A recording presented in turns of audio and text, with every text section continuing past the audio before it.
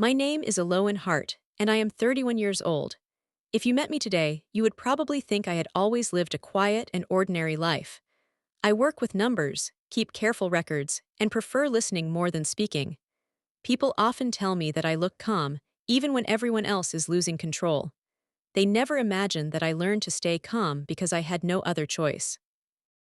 Long before I learned how to balance accounts or solve problems, I learned how to read the sound of footsteps outside my bedroom door. Some children grew up waiting for birthdays or family holidays. I grew up waiting to find out what kind of evening we were going to have.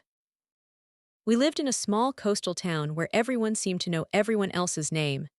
Our little brick house stood at the end of a quiet street with white fences, flower boxes under the windows, and a garden that my mother tried her best to keep alive. From the outside, nothing looked unusual. On warm weekends, my father washed the car while neighbors waved at him.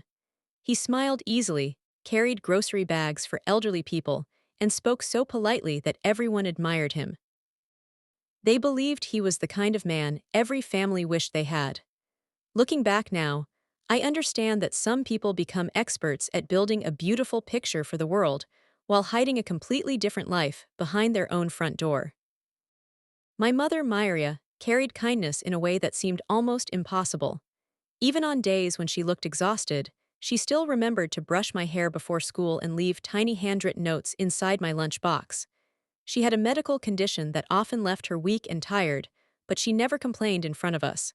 She wanted my younger brothers, Kaylin and Soren, to believe that everything would be all right. I wanted to believe her too.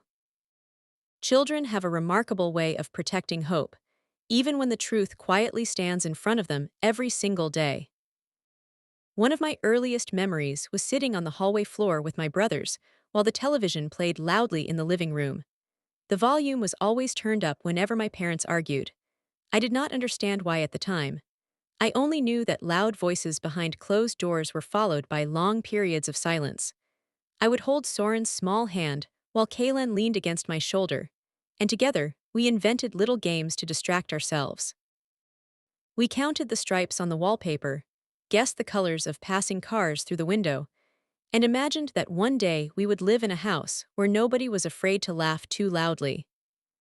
When I was 5 years old, I believed every family had invisible rules that children were never allowed to question. I believed fathers decided when everyone could smile, when everyone should stay quiet, and when dinner could begin. I believed mothers became tired because that was simply part of growing up. It never crossed my mind that other children fell asleep without listening for arguments downstairs or wondering whether tomorrow would feel peaceful or heavy. My world was small, and inside that small world, fear slowly started to feel normal. Years later, I would understand that fear should never become part of a child's routine. But at 5 years old, I did not have those words. I only knew that every morning I woke up hoping today would be different, and every night I whispered the same silent wish before closing my eyes. I wished that our family could become the happy family everyone else already believed we were. The strange thing about childhood is that you rarely notice the day your innocence begins to disappear. It does not vanish all at once. It leaves quietly, one small moment at a time. Looking back now, I can see those moments clearly, but at 6 years old I simply believed I was growing up. I thought every child spent more time watching the moods of adults than playing with toys. I thought every little girl learned how to stay silent before she learned how to speak her mind. My father had a way of controlling every room he walked into. If he was smiling, the whole house seemed to breathe again. If his expression changed, everyone became careful with every word they spoke. My mother measured her sentences. My brothers became unusually quiet. As for me, I became the child who noticed everything. I noticed how tightly my mother held a coffee mug whenever she was nervous. I noticed how my father could laugh with the neighbors only minutes after speaking harshly inside the house. I noticed that people always believed the version of him they saw for a few minutes, instead of the version we lived with every day. School slowly became my favorite place in the world. The classroom smelled of old books, sharpened pencils, and fresh paper. I loved the predictable sound of the morning bell because it meant I knew exactly what would happen next. My teacher, Mrs. Ellery, once told my mother that I was unusually responsible for my age. She smiled when she said it, believing it was a compliment. She had no way of knowing that responsibility had never been a choice for me. While other children talked about cartoons and birthday parties, I quietly wondered whether my brothers had remembered to eat breakfast before leaving the house, or whether my mother was having a better day. Kaylin loved drawing impossible machines that could fly to the moon, while little Soren followed me everywhere with endless questions about the world. We created our own adventures whenever we could. We built castles from old blankets, invented treasure maps for the backyard, and gave names to every bird that landed on our fence. Those small moments became my safe place. For a little while, laughter sounded louder than worry. For a little while, I could almost believe our family was becoming the family I had always imagined. As I grew older, I also became more aware that my mother was carrying far more than ordinary exhaustion. Some mornings she looked as though she had not slept at all, yet she still packed our lunches, buttoned our coats, and reminded us to be kind to everyone we met.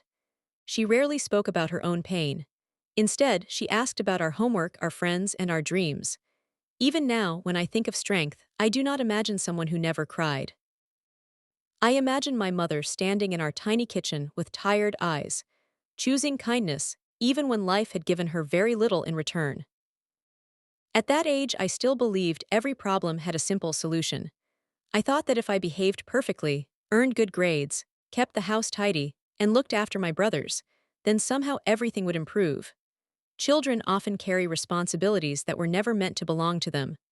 I did not know it then, but I was slowly becoming less like a little girl and more like a quiet guardian, trying to protect the small pieces of peace that still remained inside our home. By the time I turned 7, I had become unusually good at noticing small details that most children never paid attention to. I could tell what kind of evening we were about to have simply by the way my father closed the front door or placed his keys on the kitchen counter. A loud sigh meant everyone would stay quiet. A forced smile usually meant he had guests coming over. The hardest part was never knowing which version of him would walk through the door. That uncertainty settled into my mind long before I understood what anxiety was. Outside our house, life continued as though everything was perfectly normal. Every Saturday morning, our street came alive with children riding bicycles, neighbors trimming hedges, and dogs pulling excitedly on their leashes. Sometimes I stood at my bedroom window and watched them, wondering what it felt like to live without constantly listening for the next argument. I never felt jealous of their toys or their bigger houses. I only wished for the kind of peace that seemed so ordinary to everyone else. My father cared deeply about appearances. He wanted spotless rooms, perfect manners, and smiling family photographs. Whenever relatives visited, he transformed into the warmest person in the room. He asked polite questions, made everyone laugh, and proudly talked about our school achievements. I remember looking around the dining table, confused by how easily people admired him. It made me question my own feelings. I wondered if perhaps I was too young to understand adults, or if somehow I had imagined the tension that filled our home after everyone left. My mother continued doing everything she could to protect us emotionally, even when she was struggling herself. She encouraged us to read books from the local library, celebrated every good grade we brought home, and reminded us that kindness was never a weakness. Some evenings she would quietly sit beside me while I finished my homework, gently correcting my spelling or listening as I read aloud. Those peaceful moments became tiny islands of comfort in a childhood that often felt unpredictable. They were small, but they reminded me that love still existed inside our home, even if it was constantly overshadowed by fear. I slowly discovered that numbers made sense in a way people sometimes did not. 2 plus 2 was always 4. A column of figures either balanced or it did not. There were rules, patterns, and answers. Whenever life at home felt confusing, I escaped into mathematics. My teachers noticed how quickly I finished assignments, and before long they trusted me to help other students who struggled. For the first time, I experienced the quiet confidence that came from being good at something. I did not realize it then, but those hours spent solving simple problems were planting the seeds for the woman I would eventually become. Even so, every evening I walked home with the same silent question in my mind. Would tonight be peaceful, or would we once again pretend everything was normal while each of us carried worries we were too young to explain? At 7 years old, I still believed that if I kept hoping long enough, one ordinary day would finally arrive and decide to stay. When I was 8, I started keeping a small notebook that I hid inside the bottom drawer of my desk. It was nothing special, just a faded blue notebook with a loose cover, but to me, it felt like the only place where my thoughts belonged entirely to me. Every evening, I wrote down little things that most people would have forgotten by the next morning. I wrote about the weather, the flowers growing near our front gate, the books I borrowed from the library, and the funny things Soren said at dinner. I never realized that I was also teaching myself to observe details carefully. Years later, that simple habit of recording facts instead of guesses would become one of the greatest strengths of my life. My brothers depended on routines more than they realized. Every Friday after school, we stopped at a small bakery 2 streets away. If I had enough coins saved from helping our elderly neighbor organize her garden, I bought one cinnamon roll and divided it into 3 equal pieces. Kalen always pretended he was full and pushed part of his piece towards Soren, while Soren insisted we all deserved exactly the same amount. Looking back, I think those tiny moments taught us more about love than any speech ever could. We had very little, but somehow we always found something to share. My father continued to present himself as the perfect parent whenever other people were around. Teachers complimented how involved he seemed, neighbors praised his manners, and relatives often said how lucky we were to have such a devoted father. Every compliment made my stomach tight.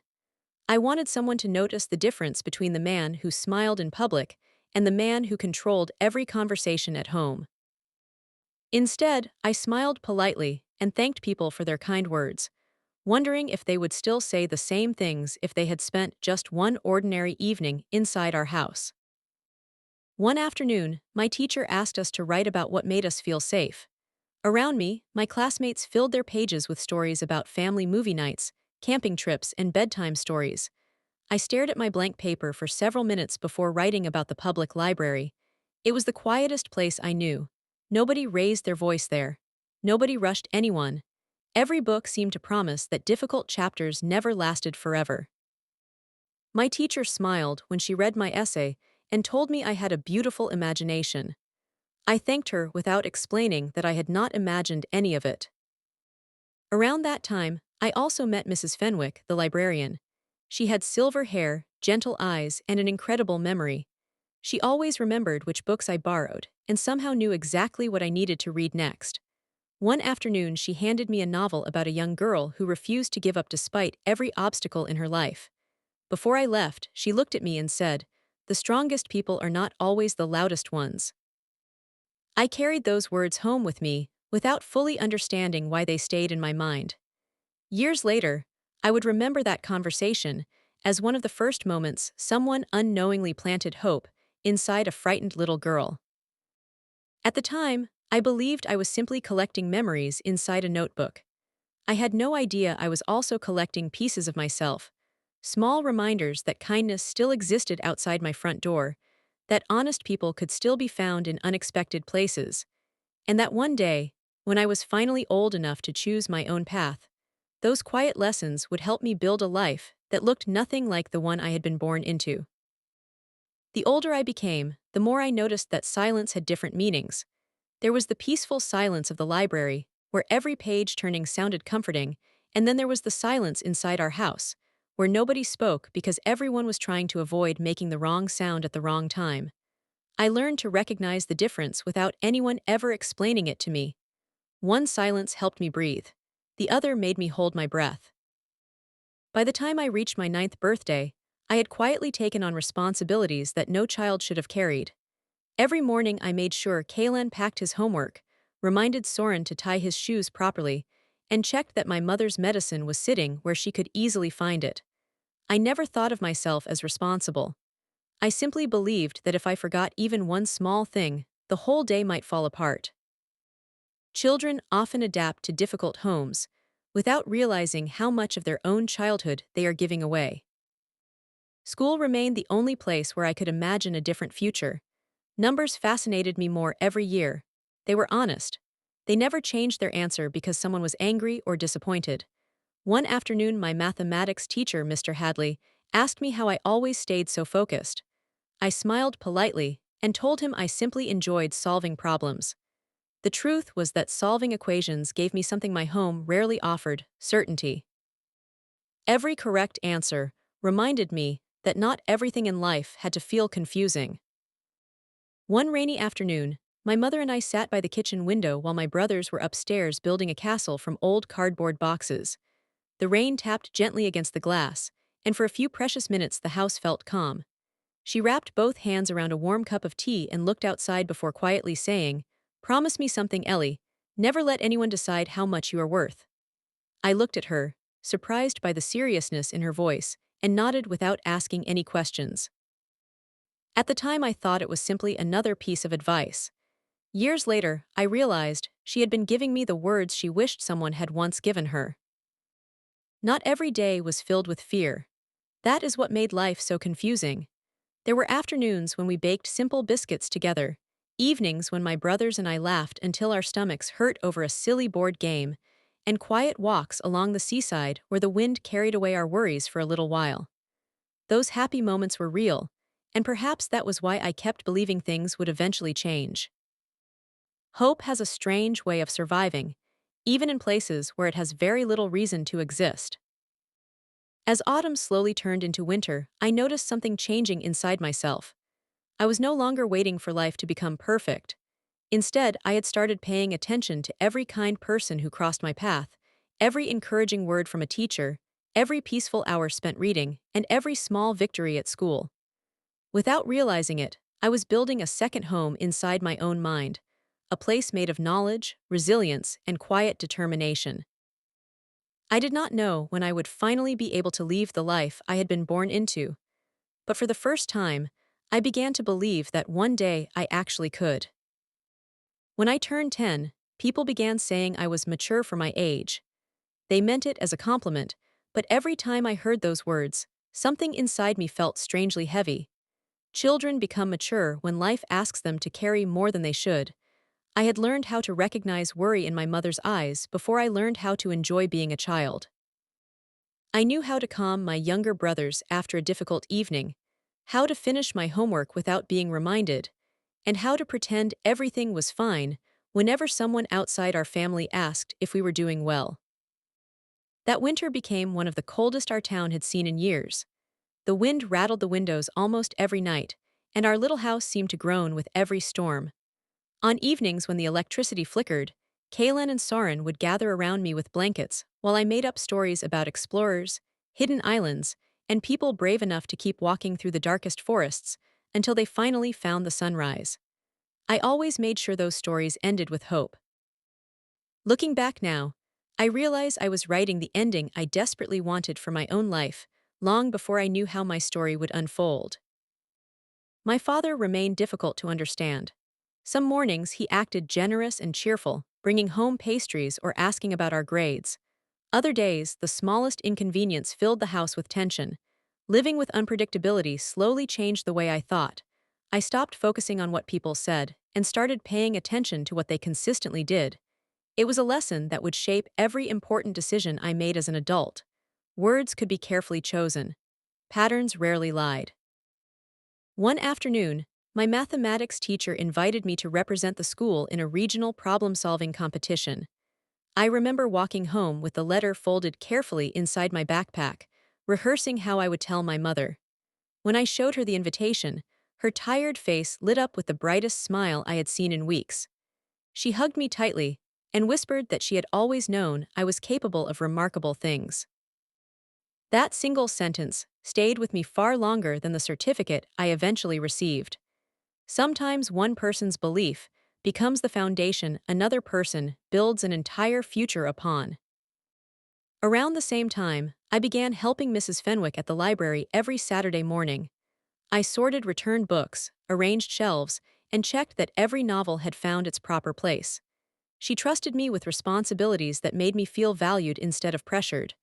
Before closing each Saturday, she would hand me a new book and say, "Knowledge is something nobody can take away from you." I never forgot those words. Every book I carried home felt like another small brick in the bridge, leading me toward a different life. Without realizing it, my world was slowly becoming larger than the walls of our house. There were teachers who believed in me, a librarian who encouraged me, classmates who enjoyed my company, and two younger brothers who looked at me as though I could solve any problem. I still felt afraid sometimes, and I still wished life at home were different, but a quiet confidence had begun to grow inside me. It was small, almost impossible to notice, like the first green leaf appearing after a long winter. Yet somewhere deep inside, I had started believing that my future did not have to be decided by the circumstances I was born into. That belief would soon be tested in ways I could never have imagined. The spring after my 10th birthday arrived quietly, almost as if the town itself was trying to heal after a long winter. Flowers appeared along the sidewalks, children filled the parks again, and the sea carried a softer breeze through our neighborhood. From the outside, life looked brighter than it had in months. Inside our house, however, I had learned that seasons could change without changing the atmosphere behind a front door. Some mornings still began with cautious smiles, while others began with silence so heavy that even the sound of a spoon touching a cereal bowl felt too loud. By then, I had become the unofficial planner of our little family. I made lists for groceries, reminded my brothers about school projects, and carefully wrote every important date on the calendar hanging beside the refrigerator. Organizing small things gave me a sense of control. If I could not control what happened around me, I could at least make sure my brothers never forgot their homework, or that my mother always had a warm blanket waiting for her when she looked exhausted. Looking back, I realize I was trying to build stability from the smallest pieces I could find. Kalen had developed a love for drawing old buildings and imaginary cities. Every evening he showed me another sketch filled with tiny windows, bridges, and parks.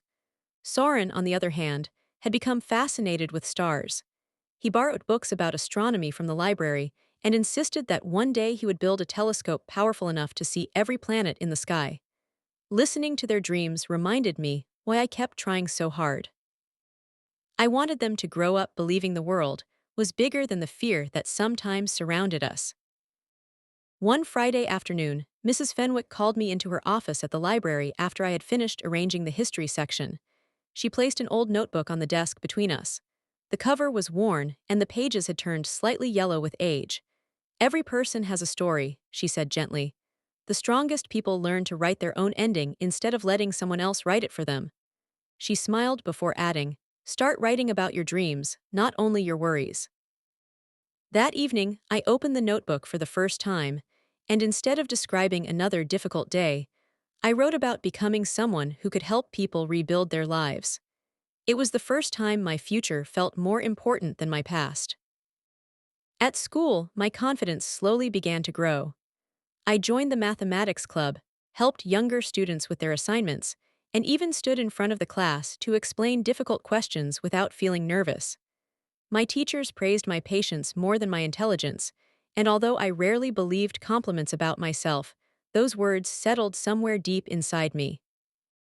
They became quiet reminders that perhaps I was more than the frightened little girl who always looked over her shoulder before walking through her own front door. Even so, I could feel that life was moving towards something I did not yet understand. Adults often exchanged worried glances they thought children could not notice. Conversations stopped whenever I entered the room. My mother sometimes stared out of the kitchen window for long stretches, lost in thoughts she never shared. I did not know what was changing, but I sensed that our family had reached the edge of something important. For the first time in years, I found myself hoping that whatever came next might finally lead us toward a life where peace was no longer something we borrowed for a few moments at a time, but something we could keep. As summer arrived, our town seemed brighter than ever. Children raced their bicycles through the narrow streets until the streetlights came on, neighbors spent long evenings talking over their garden fences, and the smell of fresh bread drifted from the bakery every morning. I often wondered how the world outside could feel so peaceful while our home remained so unpredictable. It was as though we lived in two completely different worlds at the same time. One was filled with sunshine and ordinary happiness. The other was built on uncertainty, where everyone quietly watched the mood of one person before deciding how to behave. That summer, I began spending more time helping my mother around the house. She never asked me to do as much as I did, but I could see how tired she became after even the simplest tasks. Some afternoons, we folded laundry together while the radio played softly in the background. She would tell me little stories about her childhood, about climbing trees with her cousins, swimming in cold lakes during school holidays, and dreaming of becoming a teacher one day. Whenever she smiled while remembering those days, I caught a glimpse of the young woman she had once been. Those moments reminded me that difficult years could change a person's life, but they could never completely erase who they truly were. My father also seemed different during those months. There were days when he acted unusually generous, bringing home takeaway dinners or asking about our school projects as though nothing had ever been wrong. Those moments confused me more than anything else. I desperately wanted to believe that our family had finally turned a corner, that perhaps all the difficult days were behind us. But somewhere deep inside, a quiet voice kept reminding me that real change was measured by consistent actions, not by a few peaceful evenings. I was still too young to explain that feeling, but I had already learned not to mistake temporary calm for lasting safety. One afternoon, Mrs. Fenwick asked me if I had ever considered keeping two journals instead of one. I looked at her curiously, and she smiled before explaining. One journal is for everything that hurts, she said. The other is for everything that gives you hope. Never let the first one become bigger than the second. That evening, I found another old notebook at home. In the first one, I continued writing about difficult days. In the second, I wrote about every kind person I met, every book I finished, every good grade I earned, and every dream that still felt possible. Slowly, the second notebook became my favorite. Near the end of the school holidays, our mathematics club visited a local university for a young learners workshop. It was the first time I had ever walked through a university campus. I remember looking at the large stone buildings, the quiet study halls, and students carrying heavy backpacks with determined expressions on their faces. Something inside me came alive that day. As we walked back to the bus, I quietly promised myself that one day I would return, not as a visitor, but as a student building a future that belonged entirely to me. When the new school year finally began, I felt different. I was still the same quiet girl who loved books and numbers, but there was now a small determination growing inside me that had never been there before. I did not know exactly where my journey would lead, and I certainly did not know how many obstacles still waited ahead. What I did know was this. For the first time in my life, I had stopped wishing for someone else to rescue me. Instead, I had quietly begun preparing myself to become the person who would one day rescue my own future. I was 11 when I finally understood that growing older did not automatically make life easier. People often say that children are too young to notice the truth, but I believe children notice far more than adults realize. We simply do not have the words to describe what we feel. By then, I had become an expert at reading expressions, pauses, and the silence between sentences. I could tell when my mother was pretending everything was fine. I could tell when my brothers were trying to act brave for my sake. I could even tell when my father was carefully choosing his words, because someone from outside, the family, might be listening. That autumn, school became more than a place where I learned mathematics and history. It became a place where I could imagine another version of myself. My teachers encouraged me to enter writing competitions, and although I rarely believed my own work was good enough, they insisted I had a quiet way of making people feel what I was describing. I never wrote about my home. Instead, I created stories about girls who crossed mountains, rebuilt abandoned gardens, or found forgotten libraries filled with hope. Looking back, I realized those stories were never really fiction. They were pieces of the future I desperately wanted to believe existed. Mrs. Fenwick remained one of the few adults who seemed to notice that I carried more than books in my backpack. She never asked uncomfortable questions or forced conversations I was not ready to have. Instead, she simply made sure I knew the library would always be a place where I could sit in complete peace. Every Saturday, after we finished organizing the shelves, we shared a cup of hot chocolate in the tiny staff room. She often reminded me that patience was not the same as giving up. Some doors, she once said, take years to open, but that does not mean they will stay locked forever. Those words stayed with me long after I walked home that evening. At home, I became more determined to protect the small moments of happiness we still had. I helped Kalen finish a model bridge for his science project, and I spent hours lying on the grass with Soren as he pointed toward the night sky, trying to memorize the names of different constellations. For a little while, we forgot everything else. We laughed over impossible guesses, argued about which stars shone the brightest, and made promises that one day we would travel together and see places far beyond our little coastal town. Those promises felt innocent, but they quietly became the reason I refused to stop believing that a different life was possible. Around that time, I also noticed something changing inside my mother. It was not a dramatic change that anyone else would have recognized. It was much quieter than that. She began keeping important papers together in a single folder, writing reminders on small pieces of paper, and making careful notes after phone calls. She said very little about why she was doing it, but I could see a determination slowly replacing the exhaustion that had lived in her eyes for so many years. I did not yet understand what she was preparing for, but I sensed that she had reached a point where hope was beginning to feel stronger than fear. I could not have known then that this quiet shift would become the beginning of everything that followed. The life I had accepted as permanent was slowly beginning to change, not through loud arguments or dramatic moments, but through small decisions made one day at a time. At 11 years old, I still felt uncertain about the future, but for the first time I also felt something new growing beside that uncertainty. It was fragile, almost impossible to notice, but it was there. It was hope, and unlike fear, it became stronger every time I chose not to let it disappear. The weeks that followed felt different in ways I could not explain. Nothing dramatic happened overnight, yet the atmosphere inside our home slowly began to change. My mother no longer apologized for every little thing that went wrong. If a plate slipped from her hands or dinner was late, she simply cleaned the mess and carried on. It was a small change, almost invisible to anyone else, but I noticed it immediately. For years I had watched her make herself smaller to keep the peace. Now, little by little, she seemed to remember that she deserved to exist without constantly asking permission. At school, I buried myself in my studies more than ever before. Mathematics remained my favorite subject because it rewarded patience instead of volume. My teachers trusted me to help organize classroom projects, and I found myself enjoying the quiet responsibility. Every completed assignment, every positive comment on a report, and every new book I finished added another layer of confidence that nobody at home could take away from me. I had started to understand that education was more than a path to a career. It was a path toward independence, and independence felt like the first real doorway to freedom.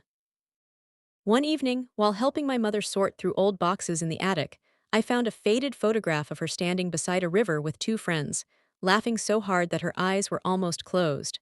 I had never seen that version of her before. She looked fearless, full of energy, and completely at peace. She smiled sadly when she noticed me staring at the picture. "That was many years ago," she said softly. "Sometimes life makes you forget who you used to be." I looked at the photograph again before carefully placing it back in the box. Quietly, I made a promise to myself that no matter what happened, I would never allow my own dreams to disappear so completely that I could no longer recognize myself. Around the same time, Mrs. Fenwick surprised me with an old accounting workbook that someone had donated to the library. She laughed when she handed it to me and said, "Most children would run away from this book, but I think you'll enjoy it." She was right. I spent evenings solving the practice exercises just for fun, fascinated by how careful records could reveal the truth behind complicated situations. Every figure had a reason. Every missing number told its own story. Without realizing it, I was developing the careful attention to detail that would one day shape my career and change my life in ways I could never have imagined. One rainy Saturday, after the library closed, Mrs. Fenwick asked me a question that stayed with me for years. "If you could build your life from the beginning," she asked, "what would you keep and what would you leave behind?" I thought about it all the way home. By the time I reached our front gate, I already knew the answer. I would keep my mother's kindness, my brother's laughter, my love of learning, and every person who had shown me genuine compassion.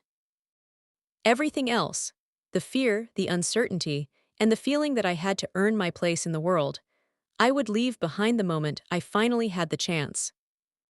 I did not realize it then, but the choices I was making every single day were quietly shaping the woman I would become. While other people saw an ordinary 11-year-old girl carrying books home from school, something much deeper was happening beneath the surface. I was learning to observe instead of react, to prepare instead of panic, and to build a future one careful decision at a time.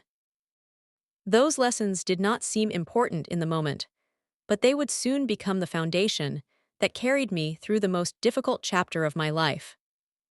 When I look back on that year now, I realize it was the last time my brothers, and I still believed that life would somehow fix itself without anyone making a difficult decision. Children have an incredible ability to believe tomorrow will always be kinder than today. I carried that hope with me for as long as I could. Every morning, I packed my school bag, tied my hair into the same neat braid, reminded Kalen not to forget his sketchbook, and listened to Soren explain another impossible invention he wanted to build. Those ordinary moments became precious because I did not yet understand how quickly ordinary things could change. As winter settled over our town again, I found comfort in routines. Every Tuesday and Thursday after school, I spent an hour in the library before walking home. Mrs. Fenwick always had another book waiting for me, convinced that every story taught us something different about people. One afternoon, she handed me a biography of a woman who had rebuilt her life after losing everything she owned. I finished the book in 2 evenings. It was not the sadness that stayed with me. It was the way the woman refused to let hardship decide the rest of her future. For days afterward, I kept thinking that strength was not something people were born with. Perhaps it was something they quietly practiced until it became part of who they were.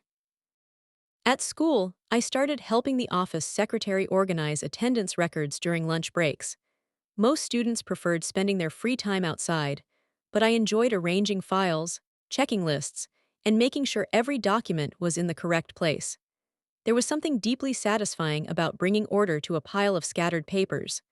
The secretary often laughed and said I had the patience of someone 3 times my age. I smiled politely, never explaining that order felt comforting, because so much of my life outside school remained impossible to predict. My mother also seemed to be changing in quiet ways. She began reading more in the evenings, especially books about personal finance, employment, and community support services. Sometimes I noticed her writing notes in the margins or folding the corners of important pages. She never discussed what she was planning, but I sensed she was preparing herself for a future she had not yet shared with anyone. Instead of looking defeated, she looked thoughtful. Instead of surviving one day at a time, she appeared to be looking several months ahead.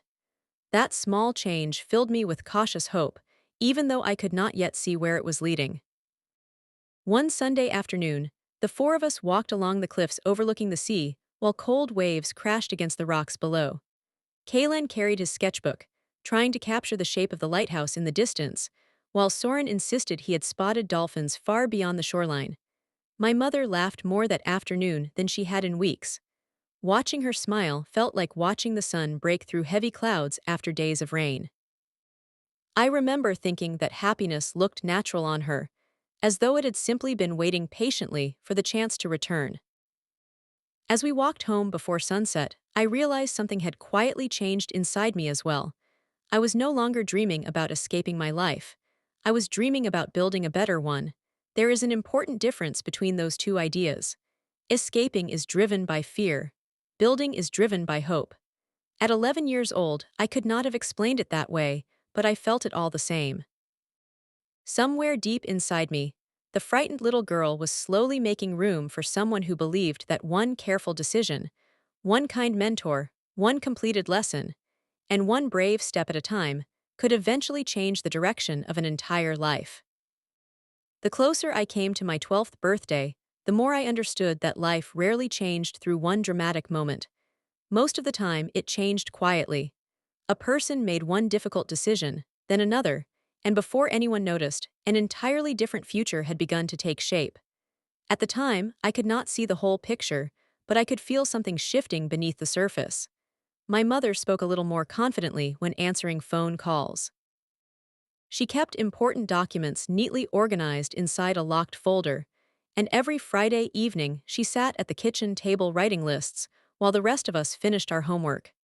She never explained everything she was doing, but I could tell she was preparing instead of simply enduring.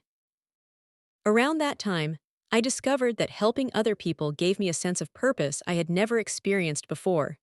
If a classmate struggled with mathematics, I stayed after class to explain the lesson. If someone forgot their notes because they had been absent, I carefully copied mine for them.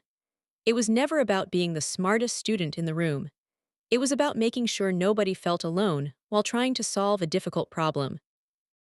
Looking back now, I think I was quietly giving other people the support I had always wished someone had given my family. Compassion became my way of refusing to let hardship make me bitter. Mrs. Fenwick noticed the change before anyone else did. One Saturday afternoon, after we had finished organizing the shelves, she handed me a small wooden bookmark with a single sentence carved into it. It read, "Character is built by the choices nobody applauds." I turned it over several times, reading the words again and again. She smiled and said, "Most people believe success begins when others notice them. I think it begins much earlier, when you decide who you want to become even if nobody is watching." I carried that bookmark inside every library book I borrowed for years, and even today I can still remember the smooth feel of the wood between my fingers. My brothers were growing quickly as well. Kalen's sketches had become so detailed that one of his teachers displayed them in the school hallway, while Soren could spend an entire evening explaining facts about planets and distant galaxies without taking a single breath. Watching them discover their own passions filled me with quiet determination. I wanted them to grow up believing that their dreams mattered, no matter what difficulties surrounded them.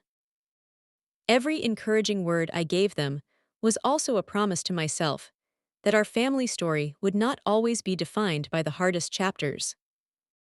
One evening, as the sun disappeared behind the sea, my mother and I stood together in the garden watering the flowers she had refused to give up on, even after several harsh winters. Some of the plants looked weak, but tiny green shoots had begun appearing again. She smiled gently and said, "People always notice flowers when they bloom. They rarely notice the months they spend growing beneath the soil." I looked at those fragile green leaves for a long time. Without realizing it, she had described our lives perfectly. We were still in the part nobody celebrated. We were still growing beneath the surface, quietly preparing for a season that had not yet arrived. That night, before going to sleep, I opened my second journal, the one Mrs. Fenwick had encouraged me to fill with hope instead of fear. I wrote only one sentence across the page. "One day, I will build a home where peace is ordinary." It seemed like such a simple dream, but as I closed the notebook, I realized it had become stronger than any fear I still carried. For the first time, I truly believed that the future waiting for me could be larger than the life I had been born into, and that belief was quietly becoming impossible to take away. When I started secondary school, I promised myself that I would not let my home decide who I became. Every morning, before leaving the house, I looked at my reflection for a few seconds and silently repeated the same words. "Keep going. Learn something new today. One day this will matter." It sounded like such a small promise, but over time it became the quiet voice that carried me through days when hope felt difficult to find. My classmates knew me as the girl who always arrived early, finished her assignments on time, and preferred spending lunch breaks in the library instead of joining the loud conversations in the courtyard. They thought I was simply shy. The truth was that peace had become my favorite feeling, and the library was one of the few places where I could always find it. My mathematics teacher that year was Mrs. Corvin, a woman who believed that every student had a hidden strength waiting to be discovered. She noticed how carefully I solved problems and how I never skipped a single step, even when the answer seemed obvious. One afternoon, she asked me to stay behind after class. For a moment, I worried I had done something wrong, but instead she placed a thick workbook on my desk and smiled. "You don't just find the right answer," she said. "You understand why it's the right answer. That is a rare skill." She encouraged me to enter an academic scholarship program that accepted only a handful of students each year. I carried the application form home as though it were made of glass, afraid that even a small mistake might cause the opportunity to disappear. At home, life continued to move in quiet, complicated ways. My mother had started taking short bookkeeping courses at the local community center while we were at school. She never spoke much about them, but I noticed new notebooks appearing beside the kettle, filled with careful handwriting and neatly organized calculations. Sometimes after dinner, she asked me to check a few practice questions with her, and together we laughed whenever one of us made a silly mistake. Those evenings became some of my favorite memories because they reminded me that learning could be the beginning of freedom. Neither of us said those words aloud, but I think we both understood what those lessons truly meant. One Saturday morning, Mrs. Fenwick introduced me to an elderly volunteer named Mr. Aldrin. He had spent more than 40 years working as an accountant before retiring, and he now visited the library every weekend to help young people with mathematics and financial literacy. He had kind eyes, spoke slowly, and never made anyone feel embarrassed for asking questions. Over the following months, he taught me something that went far beyond numbers. Every decision leaves a trail, he often said while tapping a pencil against the desk. People can hide their words, but they struggle to hide patterns. At the time, I thought he was talking only about accounting. Years later, I realized he had also been teaching me how to understand people. As autumn settled over our little coastal town once again, I felt something changing inside me. For the first time, my dreams were beginning to look like real plans instead of impossible wishes. I was studying harder than ever, my mother was quietly rebuilding her confidence, and my brothers were growing into thoughtful, curious young boys with dreams of their own. We still had difficult days, and uncertainty had not completely disappeared from our home, but there was now something stronger growing alongside it.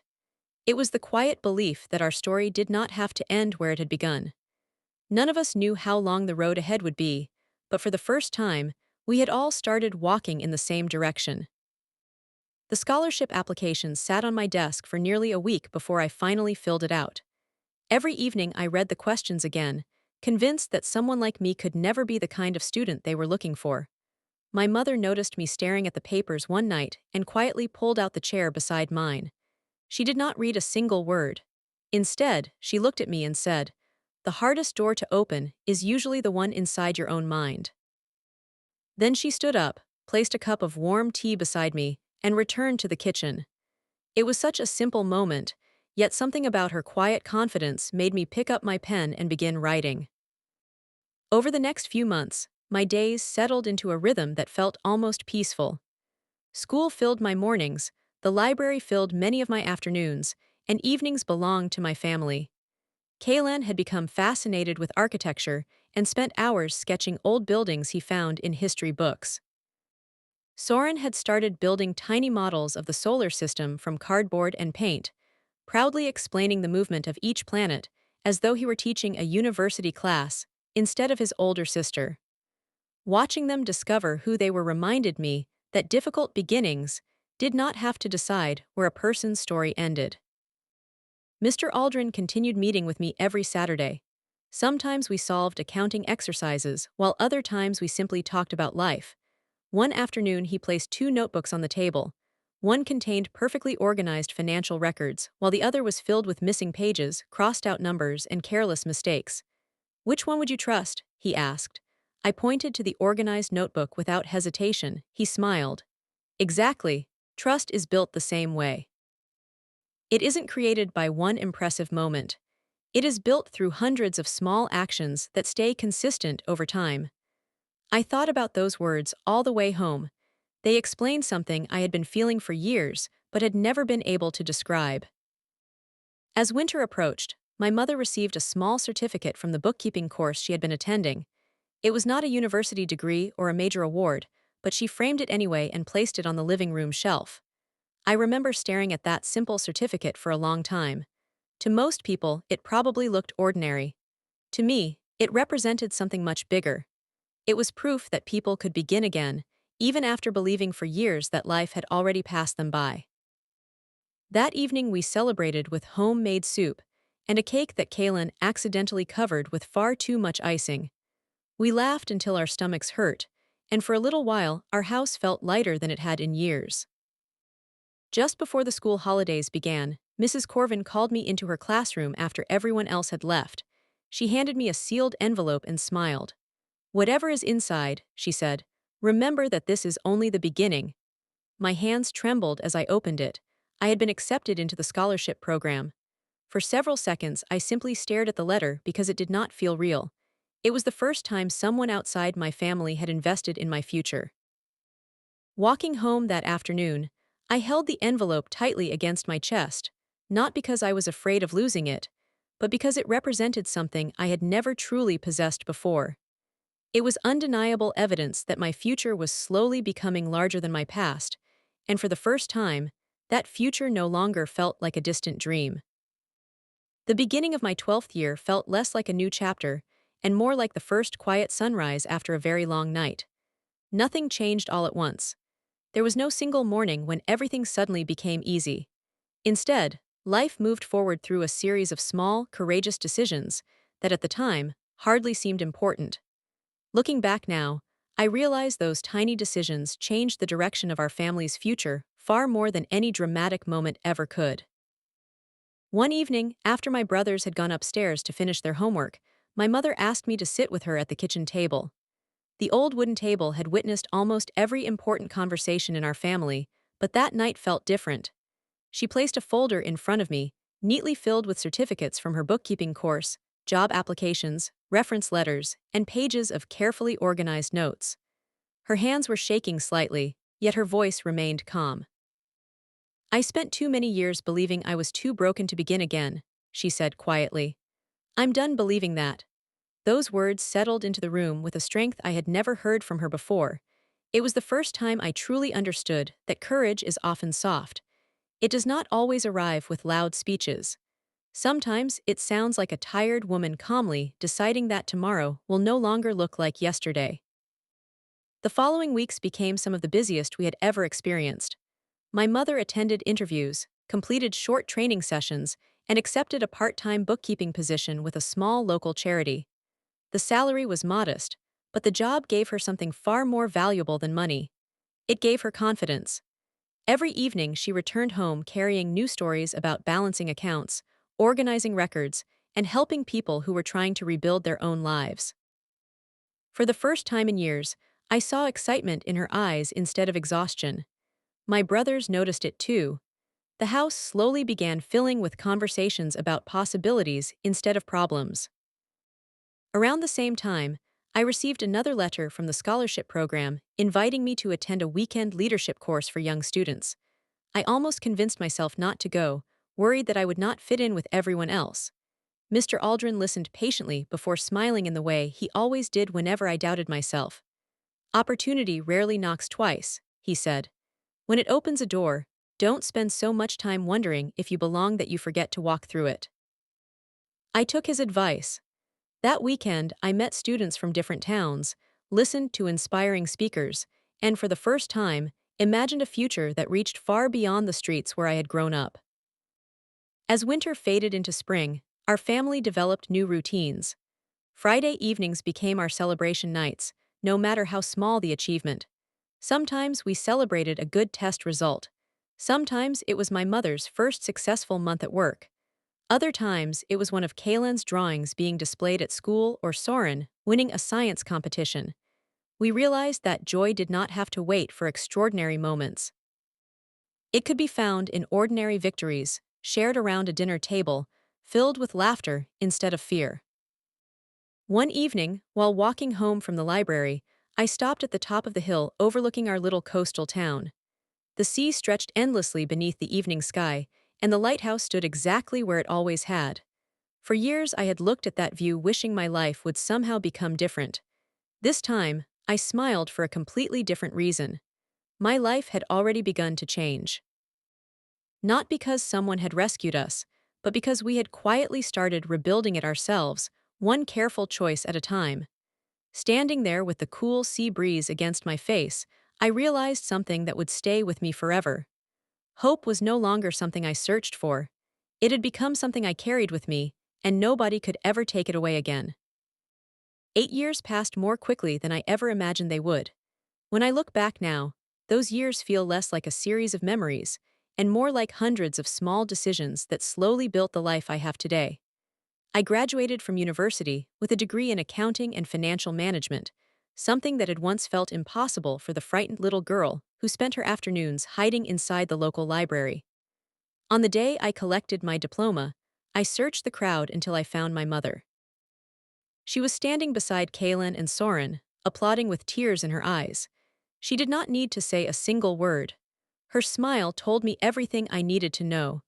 We had survived the hardest years together, and now we were finally seeing the rewards of never giving up. Life did not suddenly become perfect after graduation, but it became peaceful, and I eventually learned that peace was far more valuable than perfection. I accepted a position as a junior accountant at a respected financial firm, where I quickly earned a reputation for being patient, organized, and impossible to fool when it came to numbers. My colleagues often joked that I could find one missing figure in thousands of records within minutes. They had no idea that my attention to detail had been shaped long before I entered an office. My childhood had taught me to notice small patterns, and now that skill was helping people instead of simply helping me survive. My mother continued growing in confidence as well. The part-time bookkeeping job she had once been so nervous about eventually became a full-time position, and later she was promoted to managing the charity's financial records. Every now and then, we laughed about the evenings we had spent solving accounting exercises together at our kitchen table. Those pages of practice questions had quietly become the foundation of two completely different careers. Whenever she doubted herself, I reminded her of the sentence she had once spoken to me: "I'm done believing that." It became our family's quiet motto whenever life presented another challenge. Kalen fulfilled his dream of studying architecture, while Soren earned a place in an engineering program focused on space technology. Watching my younger brothers build lives filled with confidence remains one of my greatest joys. They grew into kind, thoughtful men who never forgot where they came from or how important it was to look after one another. Sometimes the four of us still meet at the old bakery where we once shared a single cinnamon roll between three children. Today we can each buy our own, but somehow we still end up cutting them into pieces and sharing them anyway. Some traditions are worth keeping forever. A few months after receiving my first promotion, I walked back into the library where so much of my story had quietly begun. Mrs. Fenwick had retired by then, but Mr. Aldrin was still volunteering every Saturday morning. His hair had turned almost completely white, yet his warm smile had not changed at all. I thanked him for believing in me long before I believed in myself. He simply laughed and said, "I never created your future, Elowen. I only reminded you that it already existed."